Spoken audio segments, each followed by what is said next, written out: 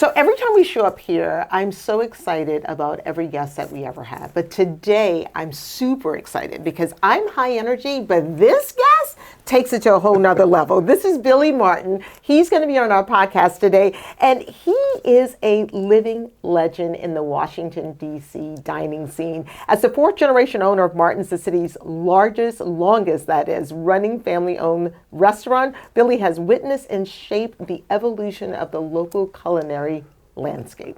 From navigating the ever-changing tides of hospitality to preserving a cherished family legacy, Billy's story is a testament to resilience, innovation, and the enduring power of a truly special dining experience. So I'm Traci Mitchell. I am so excited to delve right into the secrets behind the success of the iconic DC institution that we call Martin's. Hi, my name is Joel Greenzaid. I'm the president and CEO of G Street Fabrics, and welcome to our podcast, The Fabric of Our Community, where we honor individuals in the community that have made a big impact. My co-host, Emmy award-winning journalist and author, Traci Mitchell. I just want to start with Billy. And you laugh. No, I want to start with Billy, and tell you just how we met, and then he'll go through his story. But so in the early '80s, Billy was bartending at his dad's restaurant, Billy Martin's, and I was bartending a block away at a place called the Third Edition. And that's when I got to meet Billy. And at that time in Georgetown, I think it was a little bit of a different era. And it was big time social scene for young people. And there was a group of bartenders, and we had a sort of a brotherhood, and it was just an amazing time. And this brotherhood, I think we thought we were running Georgetown, and maybe in a small way we were, but it was just a grand time in Georgetown.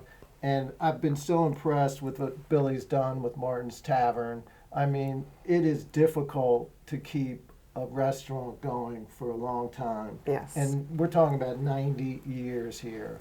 And so I've been so impressed with just the way you've gone through all these different times, the different economies in D.C. And I have to tell you, the food is amazing and the service is immaculate. But let's start with Billy. Start from the beginning. Well, let's see. Where do I start? Yes, I was born in Georgetown, actually. Really? Yes, my father was born in Georgetown as well. And we had a home in Arlington, just across the bridge there from Georgetown. And so I grew up there, but I'm Irish Catholic, and there's 6 of us, so I have 4 older sisters and a younger brother.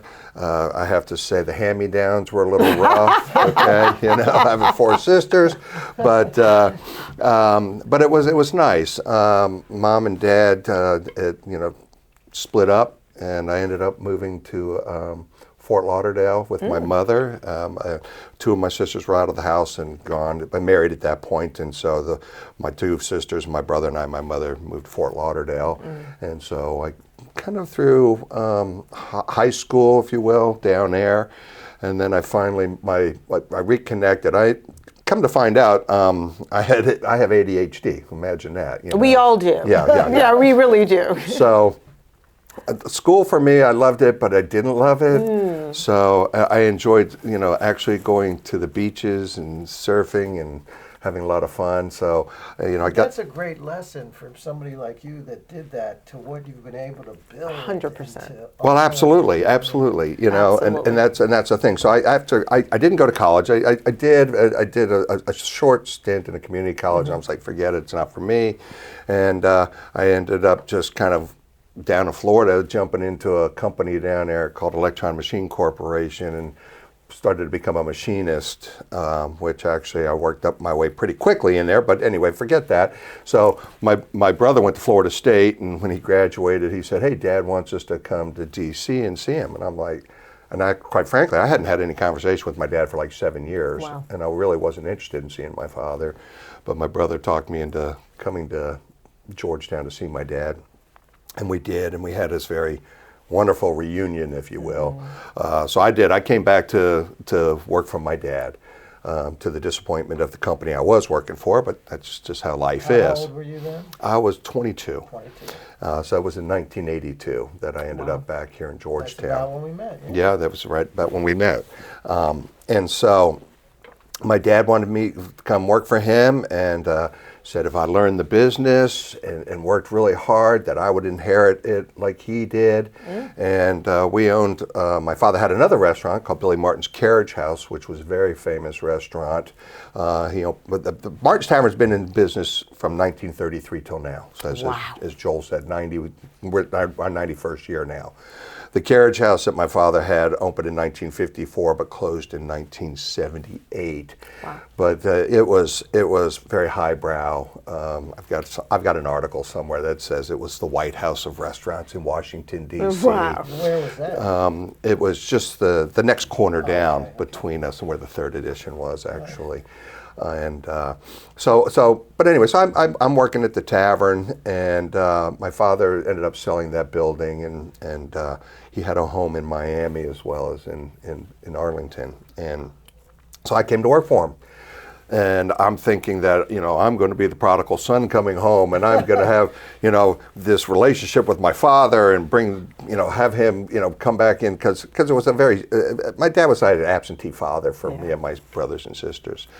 And that didn't really happen. And as I look back, hindsight is my dad didn't really want me back because he loved his son and I was his namesake. It was more because he did go to Miami in the winter. And in the restaurant industry back then, you better have some 100%. eyes there, or they're going to steal you blind. Yes. Whether it's food, whether it's a booze, giving stuff away, and that sort of thing. So I went back. As Joel pointed out, I started bartending. And at that point, I just started consummating some great relationships. I didn't have any real experience in the restaurant business, relatively speaking. When I was in high school, my mother remarried a gentleman down in Florida and started a tiny little restaurant called the Greenhouse. And so in high school, I was working there, and I worked busboy. I washed dishes. I did a lot there. I actually cooked there for almost a year and a half. Wow. And so when I came back to D.C. And I got just put right behind the bar, I thought that was great. Here I am, a 22-year-old guy, and not knowing Georgetown, and it was like, oh my gosh, and I wasn't, I guess, as they would say, kind of easy on the eyes. Girls like me, like with Dennis Lynch, Billy was a tall, dark-haired, good-looking man. So it was a lot of fun over the years. So again, so I met a lot of people. I consummated a lot of relationships doing that, and so over the years, as Joel kind of mentioned, that we had this like pact of restaurant industry people that we would all get together, and we'd all work long hours, and in the 80s, late 80s and early 90s, I mean, Georgetown it was just busy as can be. So people from everywhere. So it was a great time in that during that time. And I look back, and to me, Georgetown's like a pendulum. It swings up, it swings down, it swings up, and it's right now it's on the upswing really well again. But when I look back on that, we had, at the end of the day, 2 a.m., we've all done our job, but we need to unwind. So we would all get together and we would just hang out till sometimes 2, 3, 4 in the morning, 5 in the morning, and I think you said at one time, the birds, I can't stand hearing the birds. But that was a different time.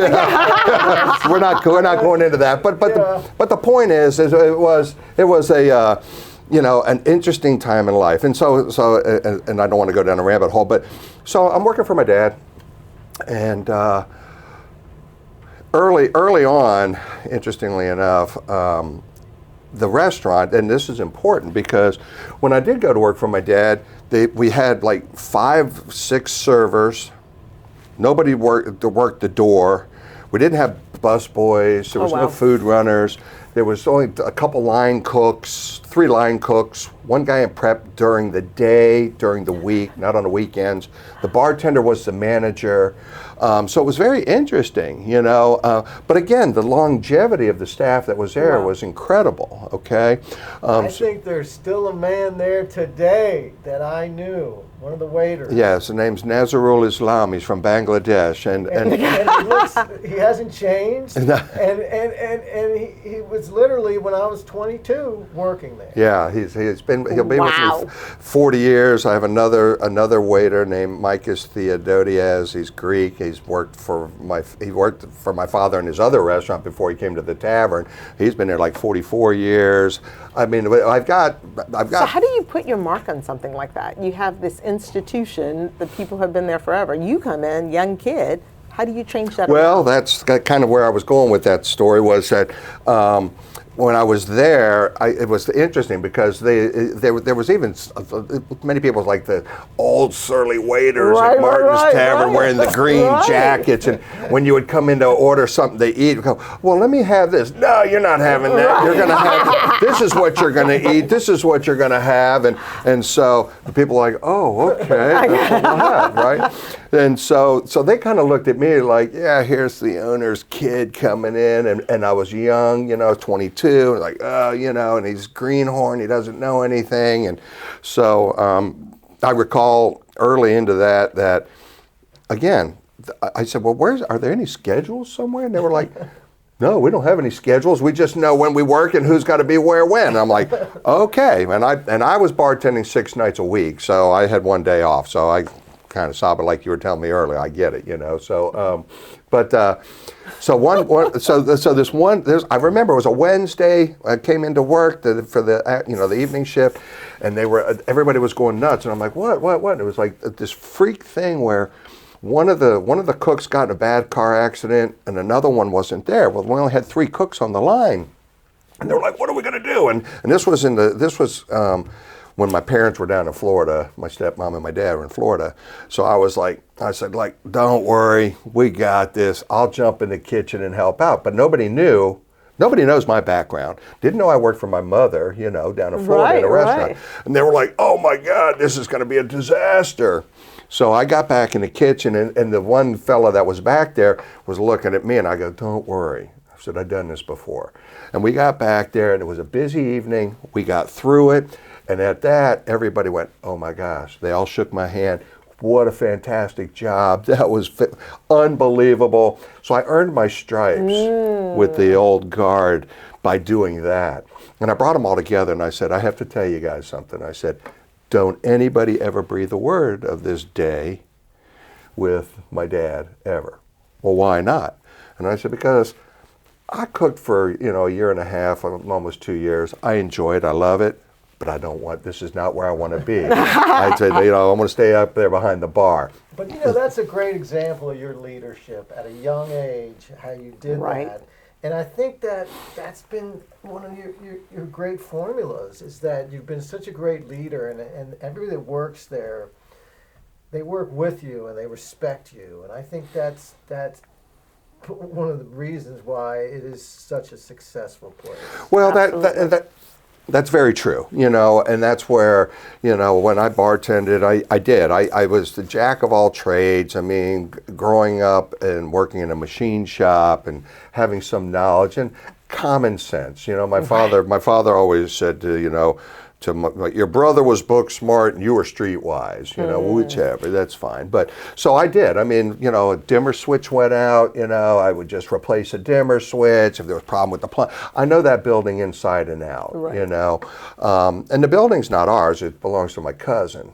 So, so I own the business, but my cousin owns the property, and that's another story we're working on. But true to that point, I did. I could. I can cook. You know, they knew I could cook. They could see that I learned to bartend quickly. I could, you know, the gift of gab and talking to people, meeting people, and that's the other thing is it's just, you know, I would bartend. And I had so many important people, as you talked about, some that would come in and sit at the bar, and I didn't even, I mean, to me, they were just customers at the bar, not realizing that they might be Emmy Award-winning people, you know? And I just treat them like everyday Joe, and being a bartender, you know, might be a little condescending, might be a little smart aleck, you know, whatever. Right. And these people liked it. They enjoyed it. You know, there was many customers that enjoyed it because they were like, in their world, nobody would ever consider talking to them that way or treating them that way. So they liked it. So they would come back on a regular basis for it, you know. Talk about some of the people, because I know that it's an institution, it's a landmark for many families, many of us in the D.C. area. But talk about, I know there have been plenty of famous people that have come through there. Well, we've had, you know, every president from Harry Truman to George W. Bush has come into my restaurant. And most of them were either, you know, congressmen, senators, governors, you know, whichever. But, and I do recall meeting a lot of the Kennedys. I've met George Bush Jr. With his wife, and his girls were little. Yeah. Even his girls, I had to kick them out one time when they got older, you know, and they were drinking and got a little crazy. So they had to leave. But yeah, I've met a lot of people like that. You know, when I look back, when the show 24 was a big deal, and Kiefer Sutherland, I met him, and just a genuine guy. What a great guy. Was so interested in the history of Martin's, and he came back regularly when he would come into the town. He always wanted to come to Martin's, and I was watching a show the other evening with my wife, and as we talk, you know, now that I'm getting up in age, you know, it's like remembering names, remembering things you don't. And we were watching this show, and I went, and she's like, "Who's that?" And I go, "That's William Hurt." And she goes, "How did you know?" And I said, "Well, because William Hurt's been in the restaurant a bunch of times too." Yeah. And Herbie gave him a ride home one night, you know, just to give him a ride or whatever. So, but, you know, so yeah, so, and that's the thing is that the people come in, we meet them, but we don't take pictures, you know. It's not like going to the Palm or other places and having pictures on the wall, because we want Martin's to be this place where you come and you're treated like everyday person, you know. Nice. And that's what these famous people love about Martin's. Right. I mean, it's incredible what you've built there. Tell us about, I think there's a couple famous stories about Kennedy, his engagement. Yeah, so, you know, the JFK and Jackie, they had a house on just on N Street, about 2 blocks away. So they would come to the restaurant a lot. And so in 1954, they got engaged in Martin's Tavern, and there's a lot of controversy. I wouldn't say there's a lot of controversy. There's a hotel up in Massachusetts. Oh no, it happened here, and you know, and there's this place in Chicago. But I had a gal that worked for me named Chrissy Gardner, and she was just very, very detailed and very anal about getting information. And so she did her homework, and she interviewed Joe Kennedy, she interviewed Ted Kennedy, Kathleen Kennedy, you know, and as she met them and would ask them, going, "Hey, you know, we have this, you know, thing where they got engaged here at the Tavern in booth number 3, as they call it." And so they did a lot of cross-referencing. She looked everything up, what was happening in the world, and as it ended up, he would have had to been in Washington, D.C. on that date in June, you know, in 1954. And so, you know, technically speaking, the Kennedys say, we can't 100% say, nobody knows really, but wow, Chrissy, you've done your homework here. We absolutely agree with that. Now, what the funny part is there was another restaurant in Georgetown called the Sea Catch, owned by Richard Bernstein, and he hired a gentleman to be his general manager. This is probably, I don't know how many years ago, 10, 15 years ago. Time flies in the restaurant business. But he was the general manager of the hotel, and I'm sorry I'm drawing a blank on it because my old age, I don't remember. Of course, where they say they got engaged in Massachusetts, and he said, "Billy, didn't happen there. It definitely happened at Martin's." Oh, that's so you know, and funny. I'm like, great. And so we actually have a plaque from a gentleman named Marion Smoke. He was a retired ambassador, and Marion Smoke had the same birthday as I do, July the 8th. And so we celebrated his 103rd birthday just a few years ago, and he died right after that. But Marion was in, and he said, well, I was here when they got engaged. And that was probably, that conversation was probably 10, 12, 15 years ago. So, so he was interviewed by Fox 5 and some other publications and people in terms about it. And he talked about it. He said, yeah, he said, they sat there in the booth. Of course, she sat facing the door and he sat with his back to the door. And it wasn't any real big fanfare thing. They were just there because they always came to Martin's, right. And then they people of course knew who they were, and he said you just knew when it happened, and everybody stood up and applauded, and it was it, and they were just very happy about it. So I got another story though, or no, I want you Go ahead. to tell the story because I don't quite remember it, but there's a place in Martin's Tavern called the Dugout. Yes. And Billy. And it was amazing those times, and as he said, all the staff at these different places, and Billy was, I guess you could say, our fearless leader, and there was definitely occasions where after work we had unwind, and we always got to come through the kitchen door, and we tended to hang out in this dugout. But the dugout was named for something, right? Yeah, so the dugout, the reason it's called the dugout is a wonderful little room. It's 3 little booths and 2 little tables. And it's called the dugout because my grandfather, who was more or less the brainchild behind Martin's Tavern, he played professional baseball in 1913, 14, 15, 16. He played for the Miracle Braves, which at that time was the Boston team. He played in the World Series. He went on to play with the Giants in 1916. He played with Jim Thorpe. Wow. He was good friends with Ty Cobb. And a bunch of players like that. So when we opened up the tavern, he ended up dubbing that room the dugout, like off the field, like the baseball off the field. So, and that's just been a wonderful room. So many people love that room, and I go back because my grandfather was a very outgoing, very gregarious guy, and my grandfather, he died in 1949, so I didn't know him, but I've heard stories, and they said when your grandfather smiled, everybody smiled. When he frowned, everybody ran.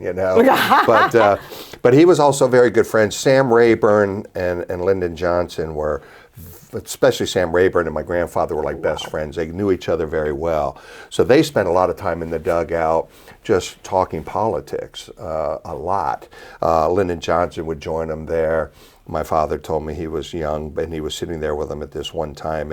And so my grandfather and Sam Rayburn were in pretty deep conversation politically. And Lyndon Johnson kept trying to get in the conversation. And so Rayburn looked at him and said, Johnson, if you would just shut up a minute, you might learn a thing or two. That's hilarious. Yeah, so just very interesting things. It's just a great place. I mean, I remember I was bartending one night, and this big guy comes in, and I'm looking, who's this guy coming through the door? And he's going, yeah. He said, I represent a couple important people, and I, want to see if we got a place here somewhere I could take them where they can, kind of be secluded. And I said, well, who is it? He goes, well, I can't tell you that. And I'm like, oh, well, okay, whatever. And I said, well, how about this? Took him in the dugout. He goes, perfect. This room's perfect. So he walks in, and he comes in with Claudia Schiffer and David Copperfield, And I was like, oh, wow. So they take him back in there, and they sit him in a booth, and she's back there, and she's flipping through fashion magazines, and I'm bartending, so I'm in my bartending outfit, but, and David's sitting there, so I go back, and I just said, hey, I just want to introduce myself, Billy Martin, thanks for coming to Martin's Tavern, blah, blah, blah. And, oh, that's great, very nice. And, she's an attractive gal, and David's there, and David's like, oh, if there's anything I could ever do for you, you just let me know. And I kind of looked at him, and I just looked at her, and I said, well, if you could make yourself disappear, that would be great. And I don't think he got the humor of that really too much. And I was like, I got to go back to work. So I went back to bartend. But yes, I mean, just so many interesting things. Fast forward, well, I'll tell that story maybe in a minute. But I have seen so many great things there and met so many people. And then that's, to fast forward to 2001. So after working for my dad for 18 years, I think I mentioned earlier, they came back from their winter hiatus in Florida, and to that they said, "Hey, we got great news. We're going to sell our house and move to Florida permanently." And I thought, well, that's good, because and Joel can probably remember this. Whenever my dad and his wife were at the restaurant, everybody was on pins and needles. It was just like, fear of God practically. It was just it was just terrible. And so I was like, well, good. Sell the house and get out of here, and you won't be out here bothering us. It'll make everybody happy. And so they said, but the news gets even better. We're selling the restaurant and as well. And I went, well, whoa, time out, I said, how are you going to sell the restaurant when I've been working for you for 18 years, literally for nothing, with the promise of inheriting it, which you mentioned many times, to sell it? Well, I don't know what, and of course, my stepmom had to get involved, and she was like, well, I don't know whatever gave you that idea. If you want it, you have to buy it. And so, and that's a very interesting, so I ended up. I remember that process. Right. I remember it was a very, I would say, difficult. It was very time contentious for you, time. It was. But so you got through it, and the way you got through it, taking the high road. Well, I did. So yeah, exactly. How did you get through it? So what happened is. I'm going, oh my gosh, what am I going to do here? How am I going to make this work? And so I looked and I go, okay, well, I got to figure this out. And the bank, there was a brand new bank in Georgetown called the Bank of Georgetown. And it was run by Kurt Windsor and Michael Fitzgerald. And I met them through a very good friend of mine named John Boisclair. And John Boisclair was a very successful businessman himself. His wife was a very prominent attorney.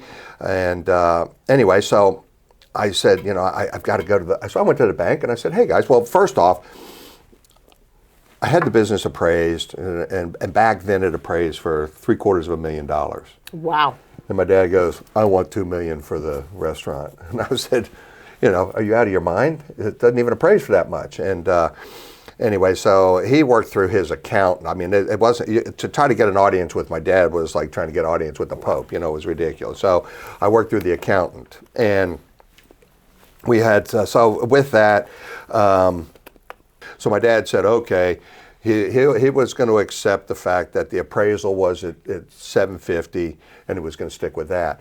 And then, but my stepmom said, oh no, I've worked really hard here. I want some money out of this too. So long story short, we settled on a number of $1.1 million that I had to buy my father out. And I didn't have any money, zero. So as I said, I went to the Bank of Georgetown, and those guys, I said, I love you guys. I love you guys. I've got to borrow, $1.1 million. They said, well, Billy, we love you. You're a great guy, but, we can't do that for you. And I was like, you can't. They said, no. And I said, oh my goodness. I said, all right, well, what are we going to do? And they said, well, we're going to loan you $250,000.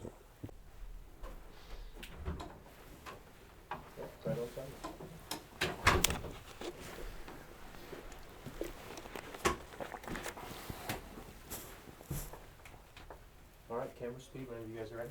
Great. So I've got the Bank of Georgetown loaning me $250,000. Well, that's, I need $1.1 million.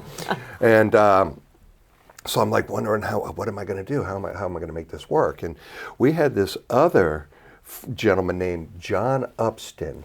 And John Upston was this retired ambassador from Rwanda before Rwanda was really in dire straits. And he was a very, if any restaurant could attract the most wildest people, and from crazy people like this homeless guy named Sky King to this ambassador John Upston, is Martin's Tavern. Right. We had a cast of characters like nobody else. So the ambassador, who was fondly nicknamed was the Weasel, and he liked that. Excuse me, he liked that himself. So he was like the Weasel. The weasel, yes, Okay, yes, go and ahead. and that's a story I won't go into, but he had a story behind it. But he came to me and he said, you know, oh, what you have to understand about him is I love John. He was a great man, but he wore Madras pants. He had Gucci loafers.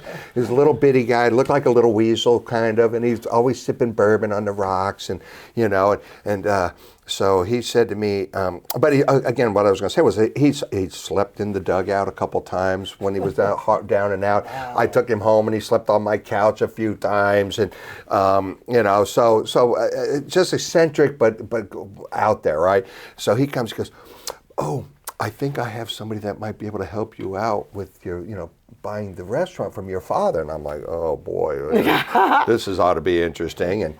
And so the ambassador smoked a pipe. So he said, well, I want you to meet me here, you know, on it's Tuesday. So I go in at lunchtime and I walk in and he's sitting at the end of the bar and he's got his pipe, is when you still smoke in restaurants. And he's got this other older gentleman there, wiry guy with glasses. And he had on jeans and he had on topsiders and a little short sleeve shirt and sitting there, and he's smoking a pipe too. And with a real southern accent, his name was Jeff White. And he's from the northern neck of Virginia, Matthews County. And he said, Billy Martin, my name is Jeff White. And he says, I'm from the northern neck of Virginia. And he said, and I just will never tell you a little something about myself. And he said, I came to Washington, D.C. in the 40s. And I went to work down on G Street. And I said, on G Street? And he said, yes. I worked in a building down there, and I started off in the mail room.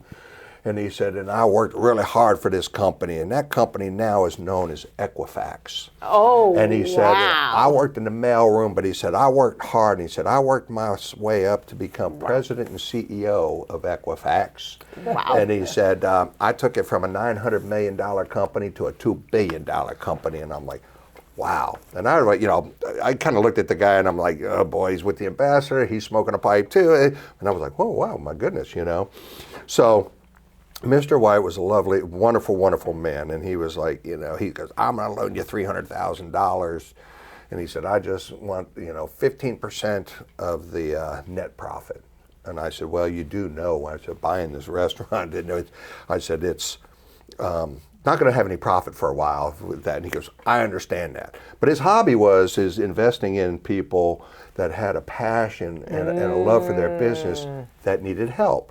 And I saw that later on in life, which was fantastic. So I've got his money, I got the bank's money.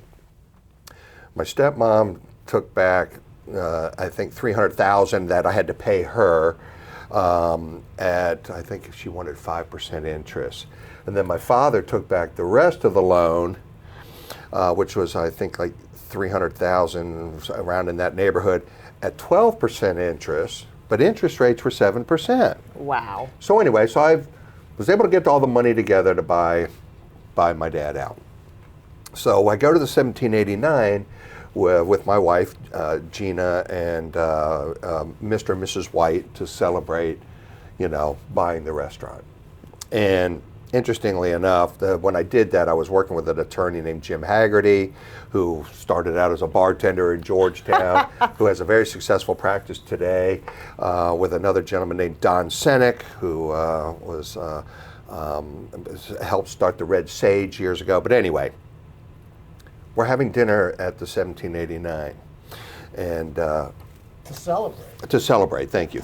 Yeah. And Mrs. White goes, she goes, Billy Martin, and I have to tell you, so she and Jeff met each other in high school in the northern neck of Virginia. They got married, and they've been married for years. So Mrs. White had that southern accent too. She goes, Billy Martin. She goes, let me ask you something. She goes, am I to understand correctly your father took back this loan at 12% interest? And I said, well, yes, ma'am, he did.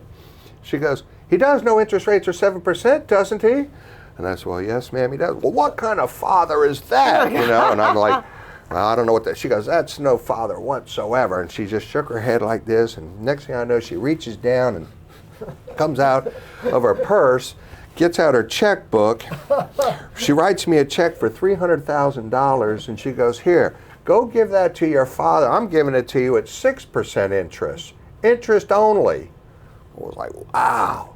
So Wow. I did. I gave that check to my dad. He was like, oh, wait, because now he's going to pay taxes on it, right? Well, wait, Kevin. I said, sorry, Dad. Take your money. I'm done with you now. You know, so that was just just a wonderful, wonderful people. And So that was the start. I mean, and you had worked very hard. You had to work even harder. well, to that point, Joel, is that I just went from a bartender working 18 years, 6 nights a week, to now being an owner. So I had to look at my business a whole different way. Again, no real business experience, like, back office stuff. And I was like, wow, we've got some work to do here now, right? So that's when I brought in this gal, Chrissy Gardner, through this fella, Don Seneco, I mentioned, through my attorney, James Haggerty, to come in and start now, because as I mentioned earlier, we had this skeleton crew of employees.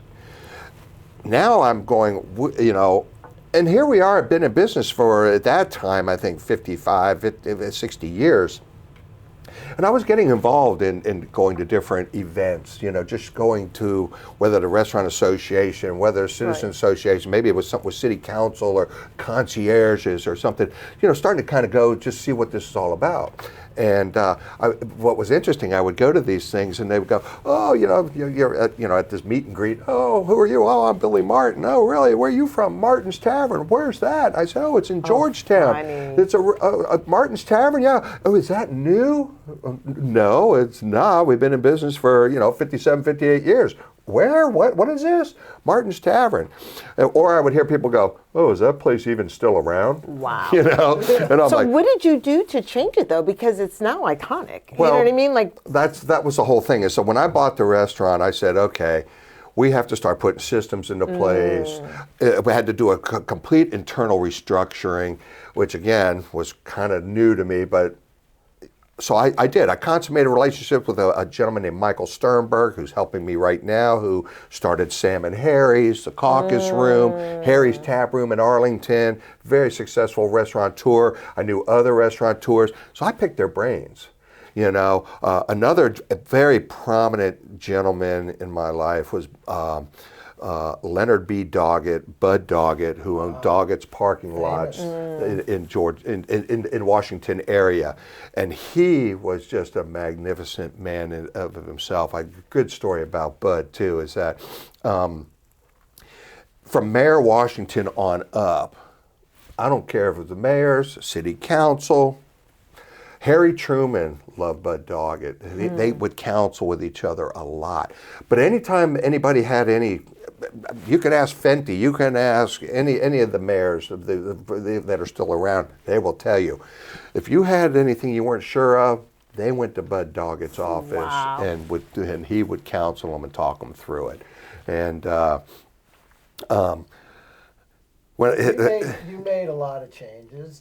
I did make changes. And I want to say, though, great changes. But when you talked about the mayors, I was lucky enough to invite to the 90th anniversary celebration, which was at Martin's. They closed down N Street.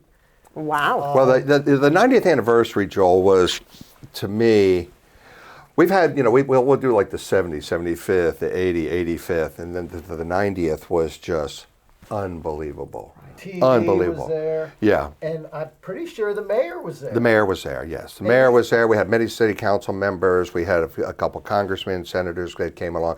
We ended up counting. My restaurant license says we seat 98. Right. It's just a little small place on the corner. Of course, we have a little cafe outside and streeteries too. But in any event, we counted over 900 people came to the 90th anniversary. It was a full day of celebration. And what we do is we get these gift bags. We did, I think, 350 gift bags that we gave out. And we just don't get, cheap tchotchke stuff. We put really good things in them and hand them out. Going back to the 85th anniversary, Madeleine Albright was there. Wow. Love her. So what a sweetheart. Close with Madeleine I was Albright. close with Madeleine. I liked her so I much. think and even when she passed, they yeah, asked you they did. Yeah.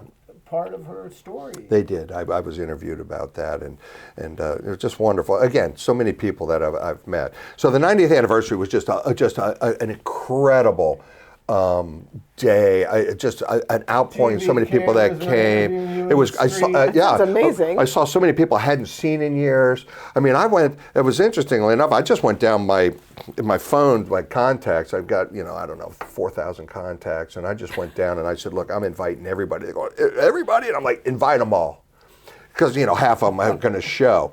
But the people that showed up and went, wow. Guys that I hadn't, even employees were like, I can't believe you thought of me, Billy. I can't believe you thought of me to come.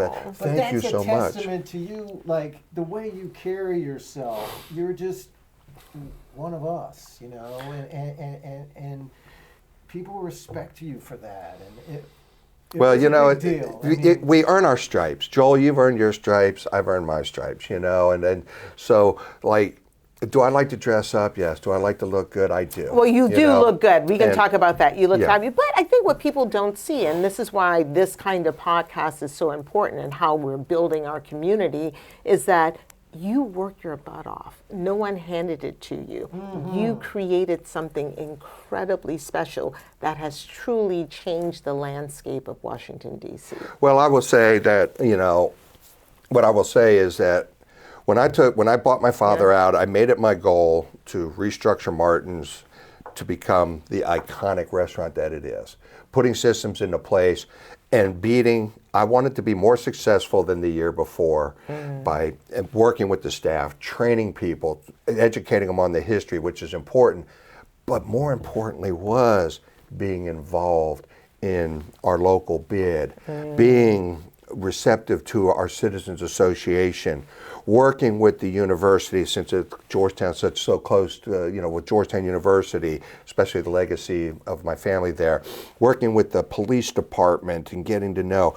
And so I did. I started working with and getting seats on boards, and so I'm meeting new people, learning new people, but and with doing that, Billy Martin for mayor one day. That's not going to happen, but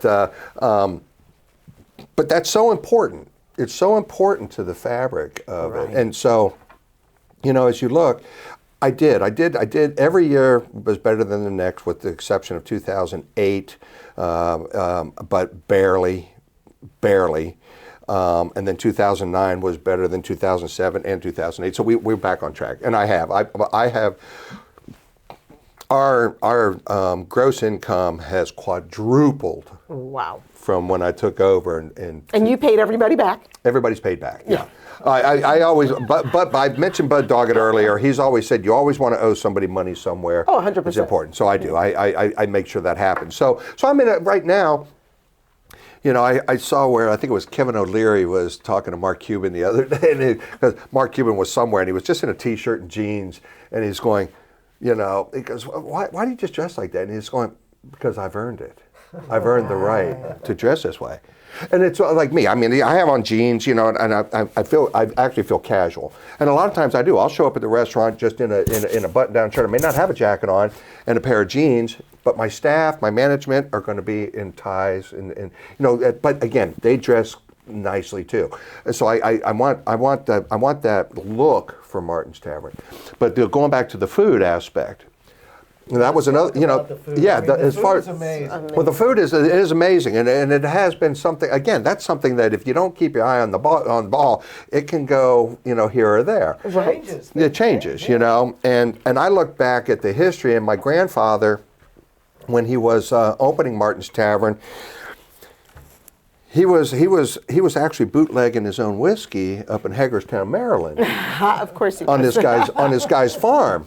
So he started like stockpiling whiskey, and he said, look, I'm going to open up this tavern. I want to have the best beef there is. I'm going to trade you whiskey for beef. So they started dry aging and hanging beef in there. And so when Martin's opened up, sure enough, I mean, everybody came down off Capitol Hill, 4-star generals. I mean, they come in, they couldn't get a seat. They were bringing out milk crates from the kitchen for them to sit on and order. And so I looked at that, and and again, as the restaurant industry has evolved over years, I mentioned this gentleman, Michael Sternberg. He came to D.C. in the 80s to work for the original Morton Steakhouse from Chicago. It's where he was from, Chicago. Yeah. And so the advent of steakhouses started coming in, and, started the mom and pop places, and now you got Morton's, you've got Ruth's Chris, you've got, all these high-end steak places, the Palm, Charlie Palmer's. And so now Martin's is just this little small fish in this big restaurant pond, right? But so that was important to me. And so several years ago, I said, we got to get back to our roots. I got to find a local farm, because this whole farm to table and local and supporting local was important to me. And that's what I did. I found a farm called Liberty Delight Farms up in Reisterstown, Maryland, 7-generation farm. Very interesting story behind them. But I went there. I met with them, I talked to them, and I loved their story. I loved their beef that they had. It was all organic, self-sustaining. They had a natural spring on the wall on the farm for the cows, and it was like, as I tried a bunch, so, and so anyway, so I did, and I got it. We started doing their meat. I took all my staff. Going back, I took my staff up to the restaurant. I took them all up to the farm, and I said, I want you to learn this. Here's the difference between dry aged and wet aged, and this and that. And I educated them all, and they loved it. They just had, it was like a field trip, and it was so much fun. And Joel will remember back when I was bartending, behind the bar, we actually had oysters and clams, and I had to shuck oysters and clams. And I shucked them for years. Well, the health department came in one day and said, oh, you got to have sneeze shields. You can't do this anymore. And so we couldn't do oysters and clams behind the bar anymore. But, going back to kind of like leading by example, if you will, probably, I don't know how many, several years ago, a few years back, I said, you know what, let's, on Tuesday nights, through the fall, into January, February, every Tuesday night, I want to come in, we'll just set up, I don't care if the health department likes it or not, we're going to set up a little station behind the bar, and I'm going to shuck clams and oysters from like 7 to 9 for everybody. What a cool thing, right? And we had this chef in the kitchen, and he was like, he's going to come in and I can't wait to watch this. I can't wait, because he just thought I was going to be, terrible. He didn't know you had the skills. He didn't know, And Rodney Frelinghuysen, who is retired congressman from New Jersey, and his father was a congressman before him. Rodney would come in, and Rodney's like, oh, Billy, I'm going to bring in a bunch of congressmen. We'll get oysters. Well, oh, my gosh. So, one of the first Tuesdays I was doing it, he came in. We want 4 dozen. And then these people, and then all of a sudden I'm like, oh, my gosh, nobody there to help me. I'm like, I'm just shucking. And, but everybody loved it. It was great. And again, the chef was, he wasn't a chef, he was a sous chef, but his jaw went, oh my gosh, the boss does know what he's doing.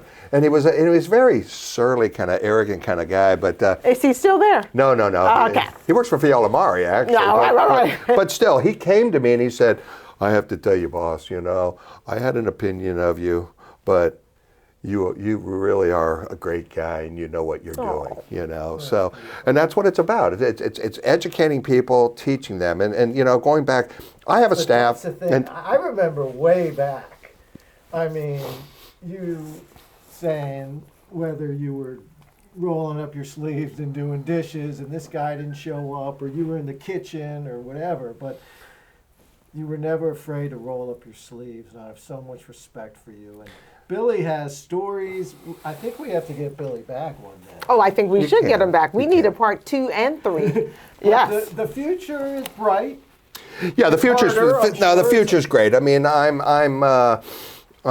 excited. Right now, there's just over the years, if I could say that, obviously, we opened right after Prohibition, which was Yep. December 5th, 1933. It still was during the Depression, so there was a lot of challenges. And over the years, these challenges have been just, we make them through. I go back and I remember in 2001, when I consummated this deal to buy my dad out, that was in February of, 27th or 24th, whatever, it doesn't matter. 6 months later was 9/11. Right. And the city shut down. Well, I've got a huge debt service, and I'm like, oh my gosh, what are we going to do? And that was really challenging to my wife and I, the decisions we had to make and the things we had to do to get through. And we made it through. And thankfully, there was Rewards Network, or it's called iDine now, was able to fund us some money to help us get through that time. So you see these challenges, you meet them face on, but 9/11 was a very profound day for me and really made me realize that this is what Martin's all about, because people didn't know what was going on in the country, much less the world, and what was happening. And people were gathering at Martin's. Everybody, we're going to close. And I said, no, we're not going to close. And it was a Tuesday. We were slam-packed busy, but everybody was there, shoulder to shoulder, watching the TVs, just there, feeling safe and comfortable. And that's when I realized that's the important thing about Martin's Tavern, and just going through them. And so now one of the challenges. That's the memories that people have for Right. years and years and years, even through the COVID thing. And Well, through COVID, we thought again, COVID. There was 3 different times through COVID that we thought our 88-year run is done. And if it wasn't for Dave Portnoy with Barstool Sports, he was sending us $30,000 a month for a year and a half. Wow. Through Barstool Sports, and then we also got some PPP money and other government assistance, which helped us get through. Fantastic. So we've made it through those.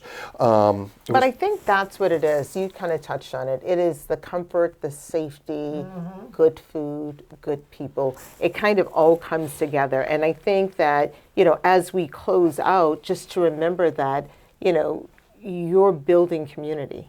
Absolutely, but got to build community. Incredible. And when I walk into that place, it's like home. It's like my living room. It's Right. like family. Well, that's For you and so many other people. yeah, exactly. Well, and that's the thing. Is like as Joel can walk in and he'll guarantee there's 3 or 4 or 5 guys that are still working there that know him, and they might not remember his name. Hey, how you doing? Great to see you. And and that's what makes people feel good. And that's what I hear from people. They go, whether I've been here once or I've been here a bunch, I feel like I've been here forever. That's Right. it. And it's so important. And so that's I just love what I do. It's my staff is incredible. I have let me just say, out of the 65 employees I have 22 to 23 that have been with me more than 20 years. A handful of those more than 30. A few more than 40. That's amazing. And these aren't guys that are looking to retire either. They just love it. They love working there. They love it. And people ask me, said, one of the questions is like, working in such an iconic place, what do you think about it? To me, it's a restaurant. It's my day-to-day job. This is what we're here to do. Provide great service with great food in a very casual but upscale ambiance place. Can we end with that? Yes. Beautiful, beautiful. That is lovely. Billy, Thank you. Thank you for coming to G Street. One last thing, if you could, I just want you to give a little shout out to some of the bartenders back in the day. Some of their names, some of the guys that we used to hang out with. Oh, well, my goodness. There's, let's see, there's Dennis Lynch, Michael Kelly, there's Kevin Delaney. Real quick, Kevin Delaney came to work for me, Irish guy, unfortunately passed away during COVID from a car accident. But Kevin was this interesting bartender because he was very well known in DC, and he would go work somewhere, and he would work there for about a year and a half, if he got lucky, 2 years. Okay, so when he came to work for me, everybody said, be ready. He'll be with you for about a year and a half, if you're lucky, 2 years. He worked for me for 19 years. Wow. Okay, but going back, Yeah, Richard Hayes. Richard Hayes. Yeah, you know, GLT. GLT, exactly. Richard Ookie Hayes. Ookie Hayes, exactly. I mean, KB, who worked at oh yeah, Jay Egan. I think we have to add Yodis. Yodis, yes. I just talked to him recently. Dennis Lynch, I think I brought him up. Haley Brothers. Haley Brothers. Oh Haley, yeah. Haley. And Matt went on to be very successful. Very This is like a little reunion between the two of you, kind of a rollback to look at, how it all started. CZ, my man CZ, yeah. Yes. Is there anybody? I hope we didn't. Oh, Paulie Mack. Paulie Mack, yeah, can't forget Paulie. Come on, I mean, and I'm sure we didn't mention a bunch of others, but we love you all. Yeah. And you know where I am, corner Wisconsin and N. You should have a reunion. Yes. Well, we do. We did a 90th reunion. Where were you? No, I didn't know. I know. Thank you so much. Thank you. You are My a pleasure. True icon. My pleasure, brother. My pleasure. So You get nice to one meet too, you. yes, Thank you. Absolutely. That was good.